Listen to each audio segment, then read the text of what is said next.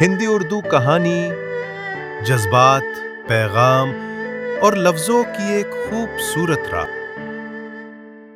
Cartoon کہانی screen کا قیدی۔ رات کے 3 بجے کا وقت تھا۔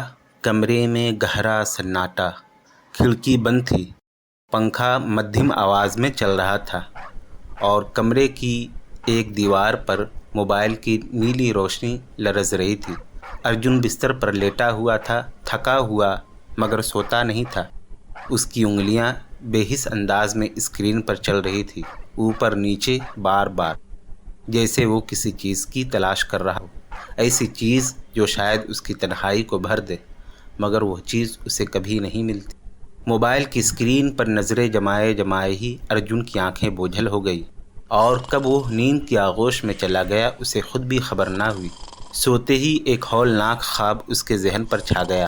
خواب میں وہ صبح آنکھیں کھولتا ہے، بستر پر نیم دراز ہے، باہر سے اس کی ماں کی آواز آتی ہے، بیٹا جلدی منہ ہاتھ دھو لو، ناشتہ تیار ہے۔ مگر ارجن کو کہاں ہوش، وہ اٹھتے ہی موبائل کی طرف ہاتھ بڑھاتا ہے۔ آنکھیں ابھی پوری کھلی بھی نہیں ہوتی کہ وہ اسکرین میں کھو جاتا ہے، اور اسی حالت میں وہ ناشتہ کے ٹیبل تک پہنچتا ہے۔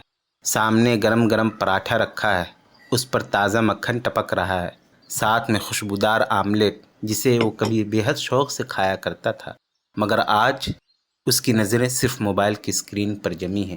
نہ کسی ذائقے کا احساس، نہ کسی خوشبو کی پہچان۔ ہاتھ خود بخود کھاتے ہیں مگر دل کہیں اور ہے، اسکرین کے قید خانے میں۔ پھر جلدی جلدی بے دلی سے اسکول کی طرف جانے لگتا ہے۔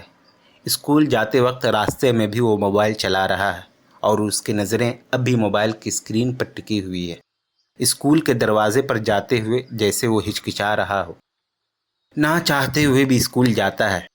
اسکول پہنچ کر وہ اپنے کلاس روم میں پچھلے بینچ پر بیٹھ جاتا ہے۔ ٹیچر نے اس سے کہا، ارجن یہ کیا ہو گیا ہے تمہیں؟ اتنے پیچھے کیوں بیٹھے ہو؟ کہاں کھو گئے ہو؟ تم تو کلاس کے اسٹار تھے۔ مگر ارجن کے پاس کوئی جواب نہ تھا۔ اب تو وہ اپنے دوستوں سے بھی دور ہو گیا تھا، بس موبائل ہی اس کی زندگی بن گئی تھی۔ وہ سب اسے بلاتے، گھومنے چلنے کو کہتے، مگر ارجن کا ایک ہی جواب ہوتا، یار ابھی ٹائم نہیں ہے، تم لوگ جاؤ۔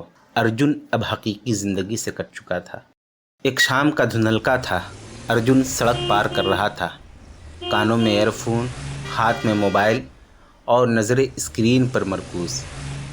ویڈیو میں کوئی مزاحیہ سین چل رہا تھا اور ارجن بے اختیار ہنس رہا تھا۔ اس کی ہنسی میں دنیا کی آوازیں دب گئی تھی۔ اچانک فضا میں ایک دل دہلانے والی چیخ گونجی، پھر ٹائروں کی چرچرانے کی آواز، لوگوں کی گھبراہٹ بھری چیخیں، بھاگتے ہوئے قدم، اور ایک سایہ جو ہوا میں اچھلتا ہوا زمین سے ٹکرا گیا۔ پھر خاموشی۔ اتنے ہی میں اچانک ارجن کی آنکھ کھل گئی۔ وہ پسینے میں شرابور تھا، سانس پھولی ہوئی، اور موبائل اس کے سینے پر رکھا تھا۔ یہ سب ایک خواب تھا، مگر ایسا خواب جو شاید زندگی بدل دے۔ اس نے ہڑبڑا کر ادھر ادھر دیکھا، وہی کمرہ، وہی اندھیرا۔ کچن میں ماں چائے بنا رہی تھی۔ ارجن دروازے کے پاس آیا۔ ماں نے چونک کر پیچھے دیکھا، چہرے پر حیرت تھی، جیسے برسوں بعد اپنے بیٹے کی آنکھوں میں زندگی نظر آئی ہو۔ ارجن آہستہ سے بولا، ماں میں آج تمہارے ساتھ ناشتہ کروں گا۔ چائے کا کپ تھوڑا سا چھلک گیا، مگر ماں کے چہرے پر وہ مسکراہٹ لوٹ آئی جس کی عمر بھر انتظار میں گزری تھی۔ اب وہ ہر صبح سب سے پہلے بالکونی میں جا کر دھوپ میں بیٹھتا تھا، پھر ماں سے باتیں کرتا تھا، اسکول وقت پر جاتا، خوب محنت سے پڑھائی کرتا، پرانے دوستوں سے بھی ملتا، اور سب سے اہم، اب اس نے اپنی ڈائری لکھنی شروع کی۔ ایک دن وہ ڈائری کے صفحے پر لکھ رہا تھا، میں نے خود کو کھو دینے سے پہلے خود کو پا لیا۔ جس دنیا کو میں اسکرین پر ڈھونڈ رہا تھا وہ میرے آس پاس تھی، ماں کے ہاتھوں کا لمس، دوستوں کے ساتھ دکھ درد کی باتیں، قدرت کے حسین مناظر، نہ کہ اس فون کے اندر۔ موبائل اب بھی اس کے پاس تھا، مگر اب وہ موبائل کو استعمال کرتا تھا، موبائل اسے نہیں۔